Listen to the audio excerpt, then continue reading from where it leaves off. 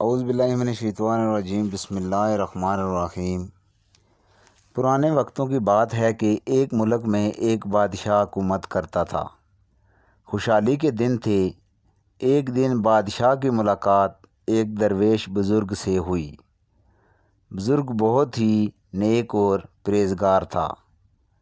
بادشاہ ان سے بہت عزت سے پیش آیا اور ملاقات کے آخر میں ان سے فرمایا کہ مجھے کوئی ایسی چیز، تعویذ، وظیفہ وغیرہ لکھ دیں جو انتہائی مشکل وقت میں میرے کام آئے۔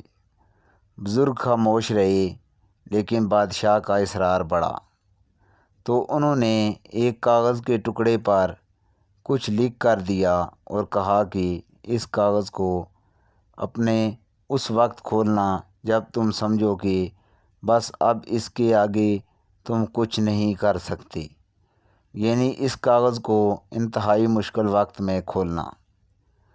قدرت کا کرنا ایسا ہوا کہ کچھ ہی عرصے بعد اس ملک پر حملہ ہو گیا اور دشمن کی فوج نے بادشاہ کی فوج کو الٹ پلٹ کر رکھ دیا۔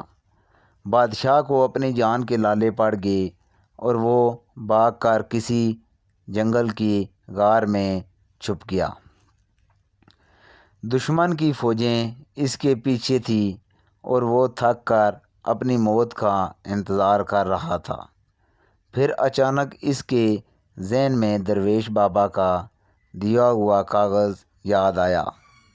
اس نے اپنی جیبیں ٹٹولی تو خوش قسمتی سے کاغذ اس کے پاس ہی تھا۔ سپاہیوں کے جوتوں کی آہٹ اس کے قریب آتی سنائی دے رہی تھی۔ اب اس کے پاس کاغذ کھولنے کے سوا کوئی چارہ نہیں تھا۔ جب اس نے کاغذ کھولا تو اس پر لکھا ہوا تھا، یہ وقت بھی گزر جائے گا۔ بادشاہ کو بہت غصہ آیا کہ بزرگ نے میرے ساتھ یہ کیا کھیل کھیلا ہے، لیکن افسوس وہ کچھ نہیں کر سکتا تھا۔ اس نے تحریر کو کئی بار پڑھا، لیکن اس کی سمجھ میں کچھ نہیں آ رہا تھا کہ درویش نے یہ کیا لکھا ہے اور یہ کیوں لکھا ہے۔ بالآخر اس نے اپنی تلوار پکڑی اور سپاہیوں کا انتظار کرنے لگا۔ سپاہی آئے تو اس نے مقابلہ کیا اور وہ بچ نکلا۔